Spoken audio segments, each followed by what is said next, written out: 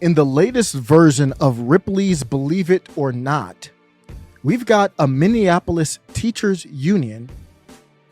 They drew up a contract, and the contract calls for laying off white people first.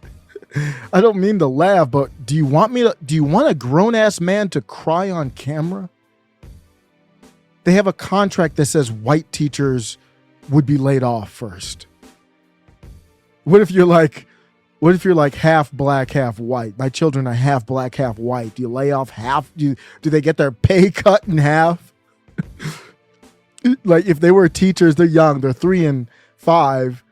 Would they, if they were working as teachers for this union, would they say the white side of you got laid off, but the black part of you is okay? So what we'll do is we'll cut your pay in half. How about that? Where are we going to go next, y'all? This looks verifiable to me. Via Alpha News, teachers are normally laid off or accessed, is the nice way to say you're not fired, but laid off, based on seniority alone. But the new agreement adds a racial component as well. A Minneapolis teachers union contract stipulates that white teachers will be laid off or reassigned before educators of color in the event Minneapolis Public Schools MPS needs to reduce staff.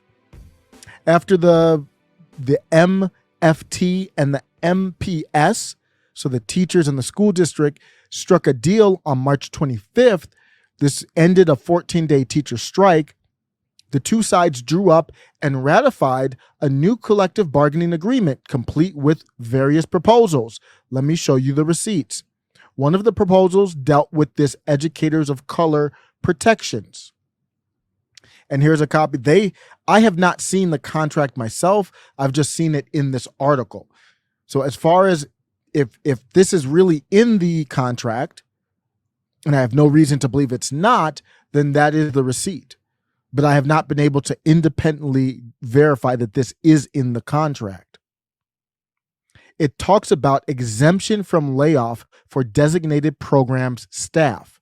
If you scroll down, letter F states, teachers who are members of populations underrepresented among licensed teachers in the district. The justification for this, so that's where they're saying teachers who are members of populations underrepresented. That's their fancy way of saying everybody but white people. Their justification for this, it's always to remedy things from the past, to remedy the continuing effects of past discrimination by the district.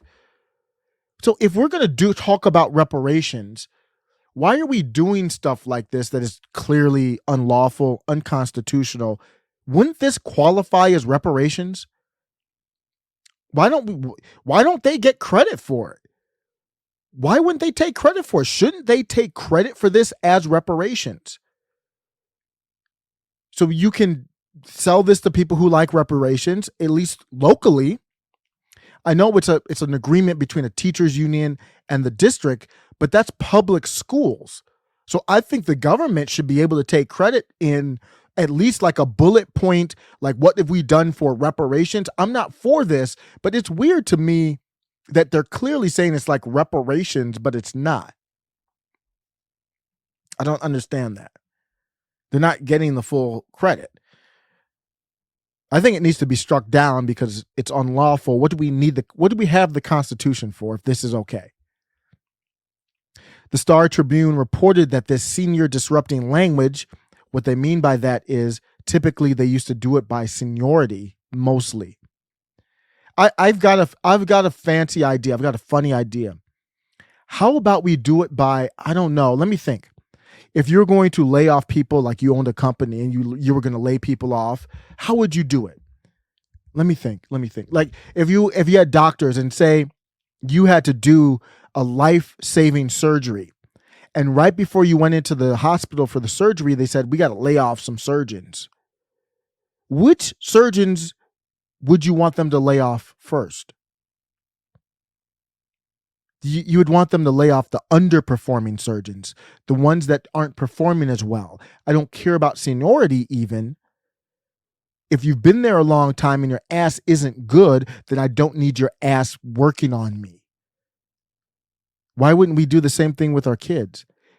If you're going to take a plane anywhere and they were going to lay off pilots right before you got on the plane, would you want to lay them off based on underrepresented groups, or would you want them laid off based on merit or lack thereof first, or some mixture of merit and seniority if you want to be safe?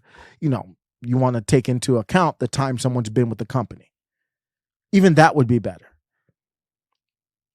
There are people pushing back. James Dickey, senior trial counsel at the Upper Midwest Law Center, says the racial component violates both the Minnesota and United States constitutions. I can't speak about the Minnesota Constitution, but we know that is a clear violation of the United States Constitution. They said that they are doing this because of things that happened in the past. And then also the school systems some of them are majority minority, 60% or higher in some, and they want that representation to match. But that's not how you fix the problem. You don't fix the problem by taking away people's rights. You don't fix the problem by tearing down the Constitution. Why does that need to be said? So Minnesota, you know who has to speak out about this the strongest are Black people. Or people that they label as underrepresented groups. If that's how, I don't view the world like they do. If I qualify, I think we have to speak out. If you wonder why people turn to these alternative groups, some of them that they're peaceful. I'm not going to name names right now, but you turn to these alt groups. And I'm not even talking about violent ones. I'm just talking about alt groups that aren't afraid to say white this, I'm proud to be white, or, whatever. Look at all these strong white men, or look at all these white men.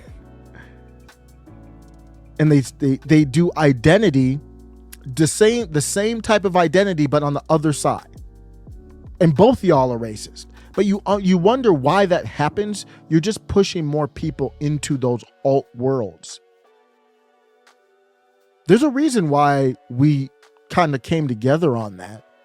Do we need to come together and just abolish the civil rights movement? Because that's what critical race theory wants to do. And this right here is obviously an offspring of critical race theory.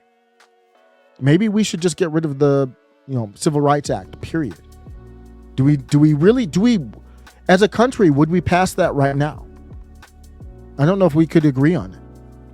Because we've got the gender part, we've got this stuff here that's clearly racist, but they don't want to acknowledge it being racist.